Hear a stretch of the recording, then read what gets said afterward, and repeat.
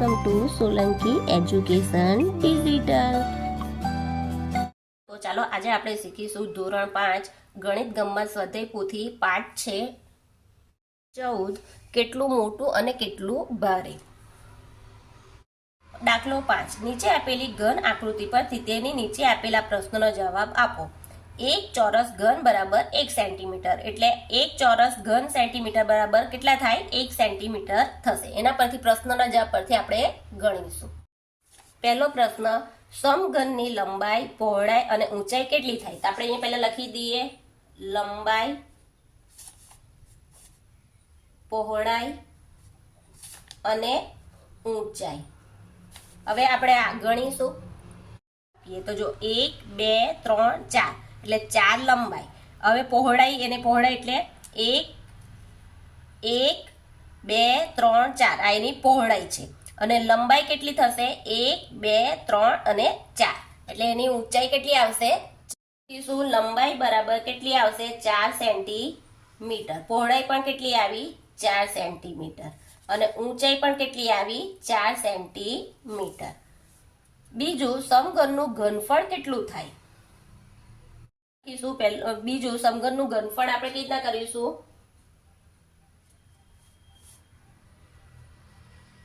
સમઘનનું ઘનફળ બરાબર L બરાબર L નો 3 વર્ગ એટલે કેટલા આવશે L બરાબર 4 છે એટલે 4 ગુણ્યા 4 ગુણ્યા 4 એટલે 4 ચોક 16 16 ચોક 64 ઘન સેન્ટીમીટર થાય। કાળો રંગ કરેલા લંબઘનની લંબાઈ પહોળાઈ ઊંચાઈ કેટલી છે તો પહેલા આપણે અહીં લખી દઈએ લંબાઈ પહોળાઈ અને અહીંયા આવશે ઊંચાઈ આપણે આ લખી દઈએ। હવે આપણે જોઈએ એટલે આ સાઈડનો એટલે એની લંબાઈ આપણે પહેલા માપીએ 1 2 3 4 એટલે 4 લંબાઈ પહોળાઈ કેટલી છે 1 ને 2 અને ઊંચાઈ કેટલી છે 1 2 3 અને 4 લંબાઈ કેટલી આવી 4 સેન્ટીમીટર પહોળાઈ 2 સેન્ટીમીટર અને ઊંચાઈ 4 સેન્ટીમીટર। કાળો રંગ કરેલા લંબઘનનું ઘનફળ કેટલું થાય તો આપણે એનું ઘનફળ શોધવું હોય તો કાળો રંગનું તો આપણે શોધી નાખ્યું છે એટલે અહીંયા આપણે લખીશું લંબઘનનું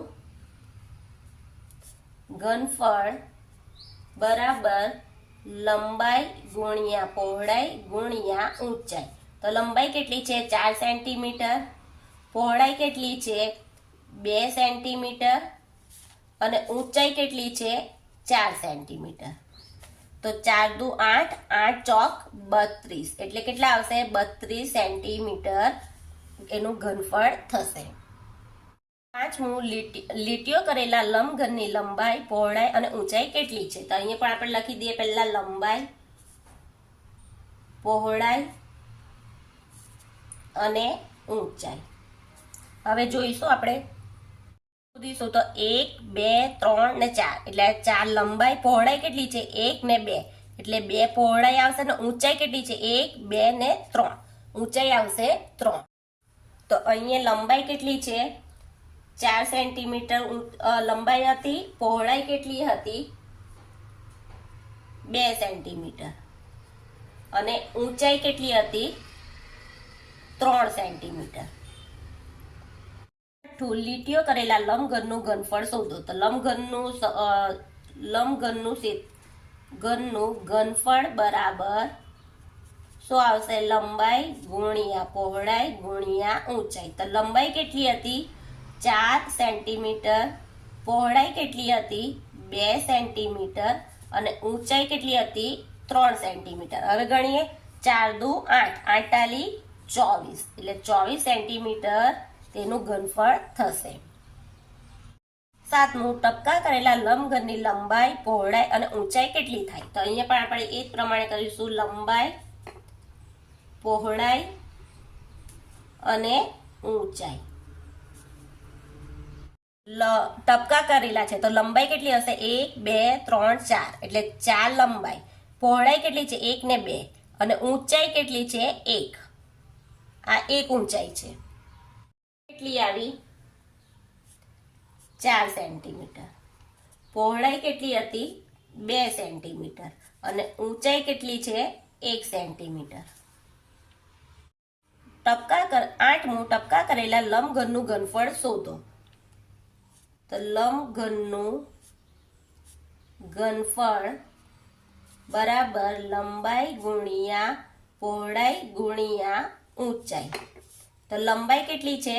4 સેન્ટીમીટર, પહોળાઈ 2 સેન્ટીમીટર અને ઊંચાઈ 1 સેન્ટીમીટર. તો 4 દુ 8, 8 એકુ 8, એટલે 8 સેન્ટીમીટર ઘનફળ થશે. હું કાળો રંગ કરેલા, લીટીઓ કરેલા અને ટપકા કરેલા લંબઘનમાં કોનું ઘનફળ સૌથી વધારે છે? તો પહેલા કાળા રંગનું ઘનફળ કેટલું હતું? 32 સેન્ટીમીટર. લીટીઓ કરેલા લંબઘનનું ઘનફળ કેટલું હતું? 24 સેન્ટીમીટર. અને ટપકા કરેલા લંબઘનનું ઘનફળ કેટલું હતું?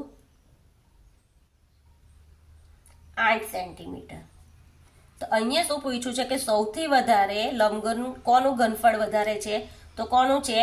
કાળા રંગનું. એટલે લખીશું માટે લંબઘનનું ઘનફળ કાળો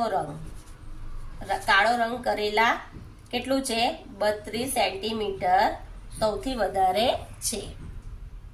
કાળો રંગ કરેલા અને લીટીઓ કરેલા લંબઘનનું કુલ ઘનફળ કેટલું છે? તો કાળા રંગનું ઘનફળ કેટલું છે? 32 સેન્ટીમીટર. લીટીઓ કરેલાનું ઘનફળ કેટલું છે? 24 સેન્ટીમીટર. હવે શું લખ્યું? કુલ ઘનફળ. કુલ એટલે સરવાળો. 4 ને 2 6, 3 ને 2 5, એટલે 56 સેન્ટીમીટર કુલ ઘનફળ થશે.